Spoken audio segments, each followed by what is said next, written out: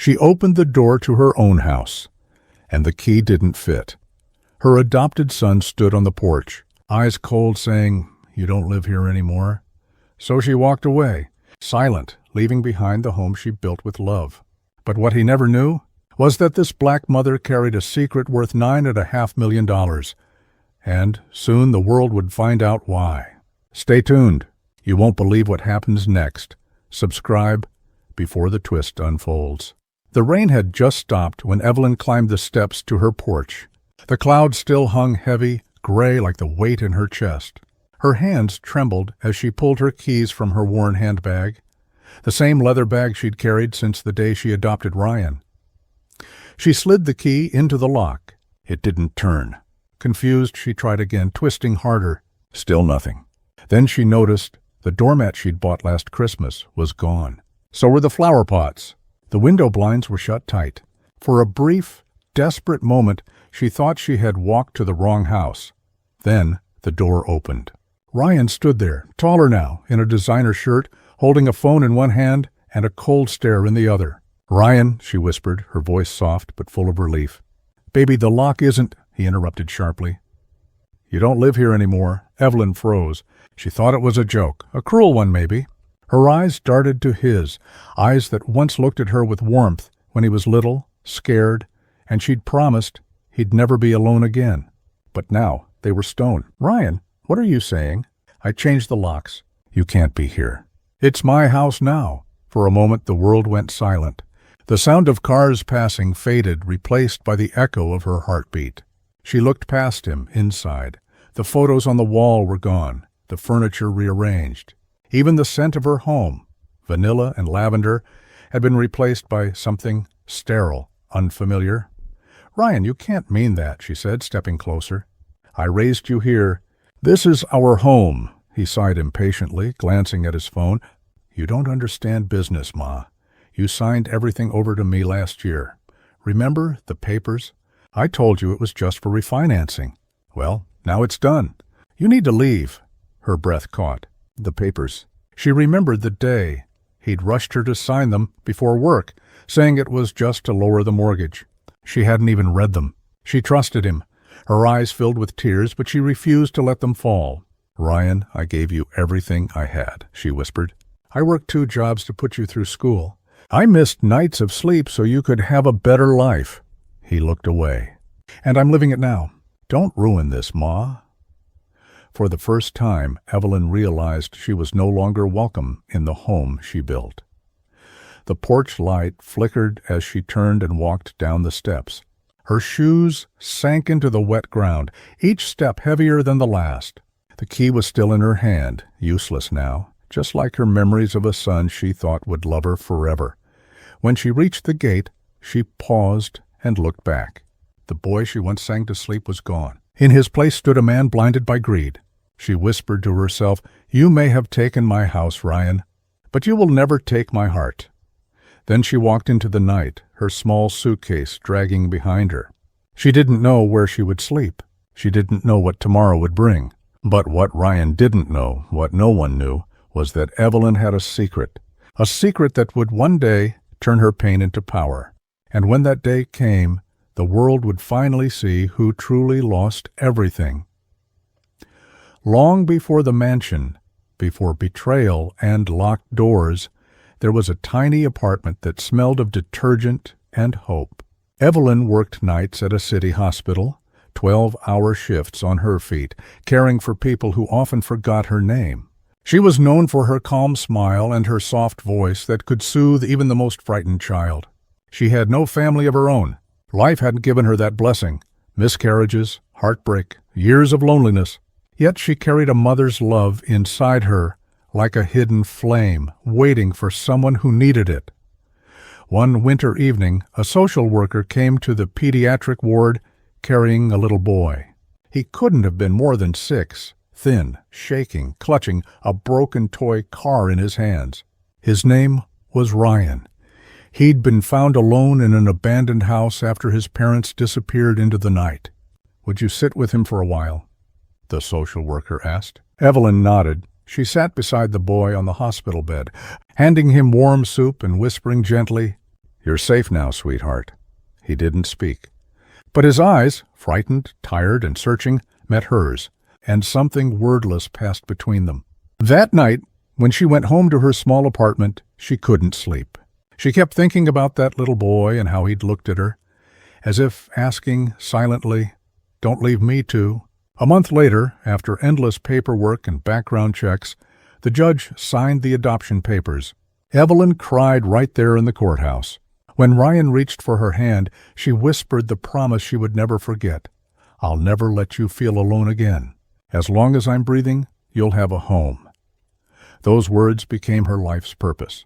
She taught him to pray, to say please and thank you, to look people in the eye when he spoke.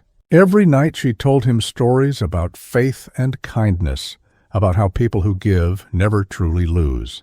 They didn't have much, but they had laughter. On Sundays, they'd dance in the kitchen while pancakes sizzled on the stove. Ryan's favorite topping was blueberries, the cheap frozen kind. And every time he smiled, Evelyn thought, this is what love looks like. When he turned 16, she saved for a year to buy him a used car. He called her the best mom ever, hugging her tight. She didn't know then that life would test that bond harder than she could imagine. As years passed, Ryan went to college on a scholarship and slowly drifted away. His calls became shorter, his visits fewer. He talked about bigger dream, about people who looked down on him for being adopted. Evelyn only ever said one thing: "You don't need to prove your worth, baby. You just need to remember where you came from." But the world outside whispered different messages about success, ownership, and power. By the time he graduated, Ryan had traded simplicity for ambition and warmth for pride. He started dressing sharper, speaking faster, moving further. Still, Evelyn kept her promise. Every birthday she baked the same cake, mailed him letters, left his old room untouched. Her love never dimmed, even when his did. And so, when he asked her to sign those papers just for refinancing, she didn't hesitate. Because a promise made in love is hard to see through the fog of trust.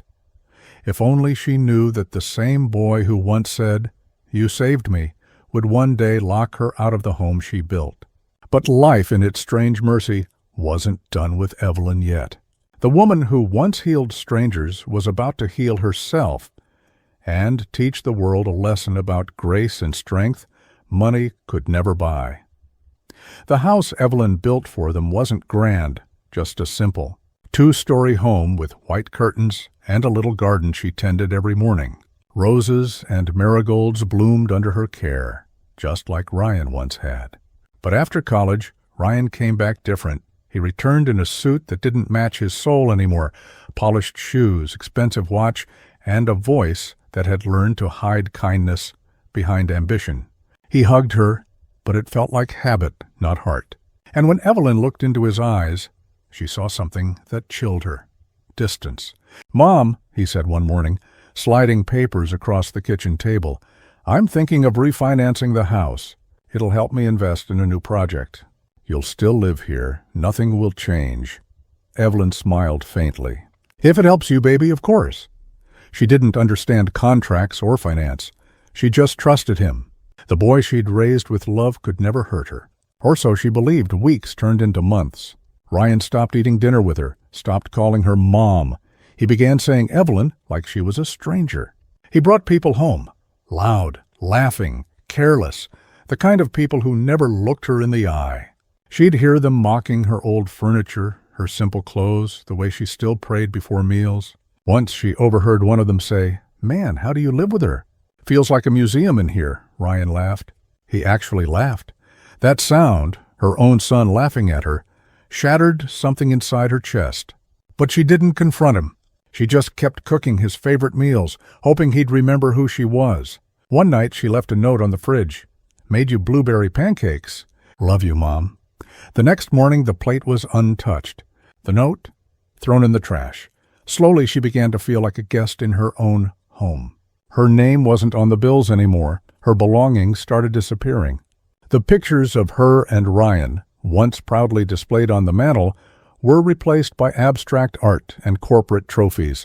One rainy afternoon she came home from the hospital to find movers in her living room. They were packing her things into boxes. She turned to Ryan, trembling. "What's happening?" she whispered. He didn't meet her eyes. I sold the house. You'll be fine, Mom. I've got plans. Bigger ones. You can stay somewhere else for a while. She stared at him, disbelief flooding her face. Stay somewhere else? This is our home. The one we built. You said, things change, he cut her off coldly. You don't understand business. Evelyn felt her knees weaken. Her own son, the boy who once cried in her arms and called her his hero, now looked at her like she was an inconvenience. He walked her to the door, handed her a small suitcase, and said the words that would echo in her soul forever. You don't live here anymore. The rain fell harder as she stood outside, watching the door close, not just on her, but on everything she'd loved. For a long time, she didn't move. Then, quietly, she walked away. That night, Evelyn slept in her old car. Her hands shook, but her spirit didn't break. In the darkness, she whispered a prayer, not for revenge, but for strength. Because even though her son had forgotten love, she hadn't. And in that moment, she made another promise to herself. One day, he'll know what love really costs. Little did Ryan know that the woman he cast aside had one more secret, one that would not only change his fate, but remind the world that kindness, when buried, always finds its way back to the light.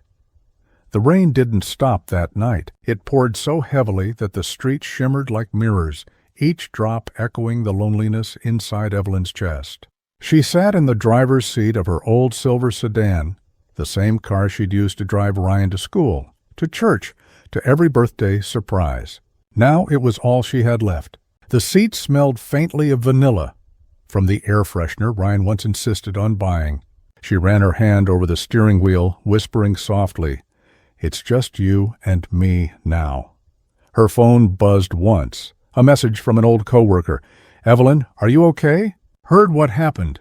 Please call me." She didn't. She couldn't. How do you explain that the boy you raised, the one you gave your entire world to, had turned you into a stranger? So instead she just leaned back, closed her eyes, and let the sound of rain drown her thoughts. At 2 a.m., she opened her purse. Inside were her last few dollars, an old photo of Ryan as a child, and a worn Bible. She flipped through the pages until she found one that had always carried her through hard times. "The Lord is close to the brokenhearted and saves those who are crushed in spirit." She pressed the page to her chest and whispered, "I'm still here, Lord. Just show me what to do next." Morning came cold and gray. Evelyn started the car, but the engine sputtered weakly, out of gas. She smiled bitterly. "Figures," she muttered. Then, for the first time in days, she laughed, a tired, fragile laugh that carried both pain and peace. She stepped outside, wrapped her scarf tighter, and began walking. She didn't know where she was going, only that she had to keep moving. Hours later, she found herself standing in front of a community shelter. A sign read, "Open doors for all." The woman at the front desk smiled warmly. "Can I help you, ma'am?" Evelyn hesitated. I just need a place to rest for a while." The woman nodded. "You're welcome here."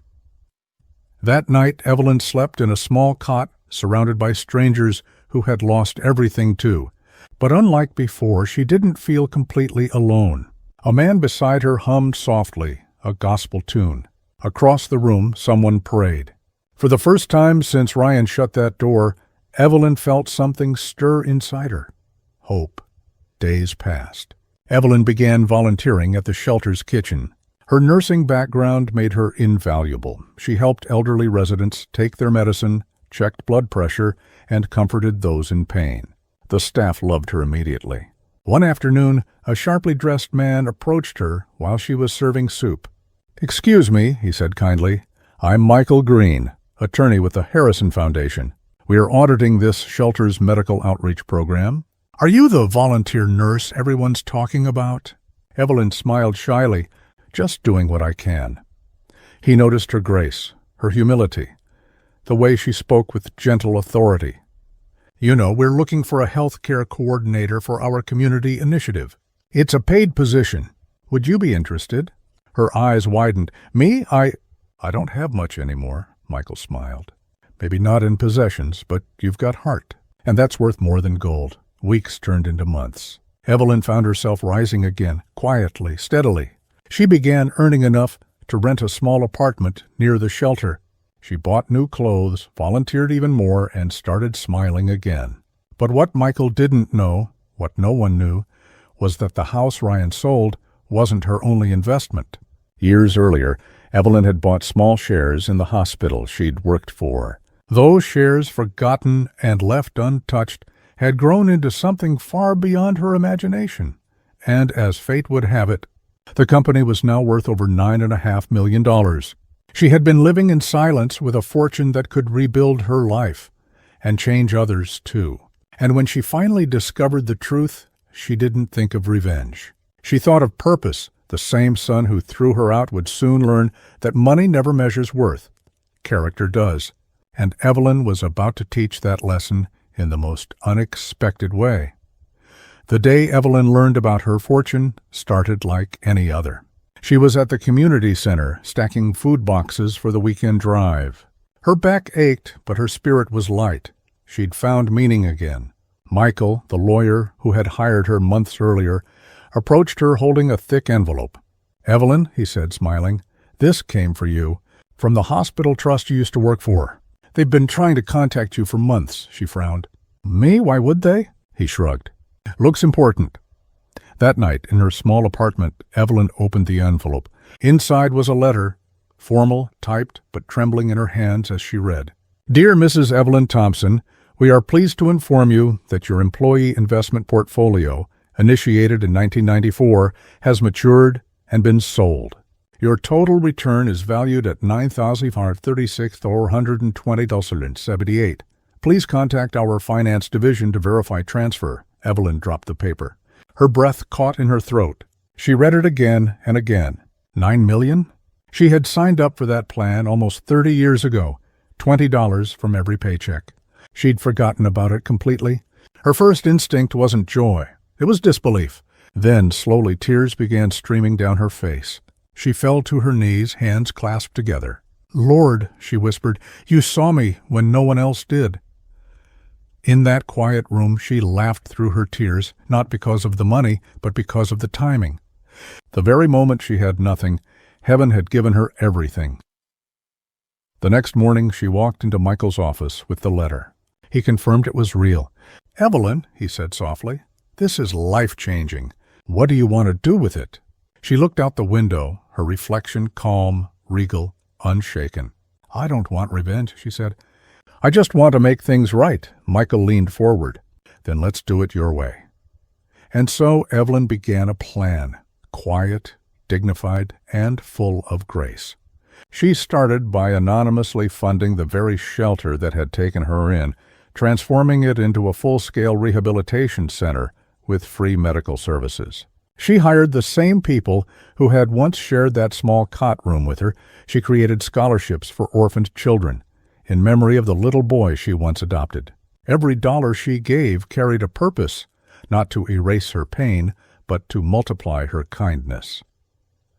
Word spread quickly about a mysterious benefactor changing lives across the city. Newspapers called her the angel investor.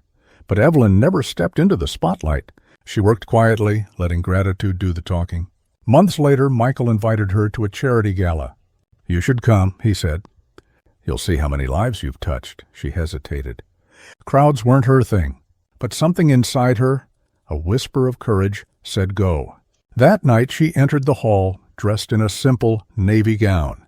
Heads turned. There was something about her presence, elegance without arrogance, peace without pretense. Halfway through the event she froze. Across the room stood Ryan. He looked different now, older, exhausted, a hollow pride in his eyes. She overheard someone mention he'd lost the house after bad investments. His so-called friends were gone. He was alone. Their eyes met. For a moment neither spoke. The silence between them held years of pain. Finally Ryan whispered, "Mom?" Evelyn's lips trembled. "Hello, Ryan." He looked down ashamed. "I didn't know. I didn't know how to fix it." She placed a gentle hand on his arm. "You don't need to fix the past, son. Just learn from it." Tears filled his eyes. "You still? Forgive me?" She smiled faintly. "Forgiveness isn't for those who deserve it. It's for those who need it." That night, Ryan left the gala speechless. He didn't yet know that the woman he'd cast aside was the same mysterious donor whose name now blessed half the city. But soon he would, because Evelyn wasn't done teaching him what love, real love, looked like. A week after the gala, Ryan stood outside a glass building with trembling hands. The sign above read, "The Thompson Foundation for Hope." He had seen the name in newspapers, on banners, on donation drives, but it hadn't clicked until last night. The woman funding shelters, hospitals, and orphanages across the city was his mother. He stepped inside, his breath shallow. The lobby was filled with people, children laughing, nurses moving with purpose, volunteers serving meals. At the center of it all stood Evelyn, surrounded by warmth, kindness, and light. When she saw him, her smile didn't falter. It deepened. "Ryan," she said softly. "You found me," he swallowed hard. "Why didn't you tell me?" She tilted her head gently. "Would it have changed your heart if I had?" Ryan looked down. "Mom, I ruined everything. I took your house, your peace, your love." Evelyn stepped closer, placing her hand over his. "You could never take my love, Ryan. That's the one thing I never gave you to own, only to share." Tears welled up in his eyes. "I don't deserve this, any of it," she smiled faintly. "Neither did I, when God gave me you." But he did.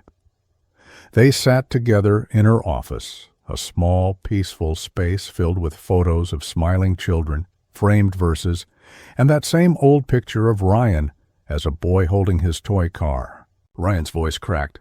"I was angry, Mom, angry at the world. I thought I needed money to prove I was someone." Evelyn nodded. "I know, but real worth doesn't live in wallets, son.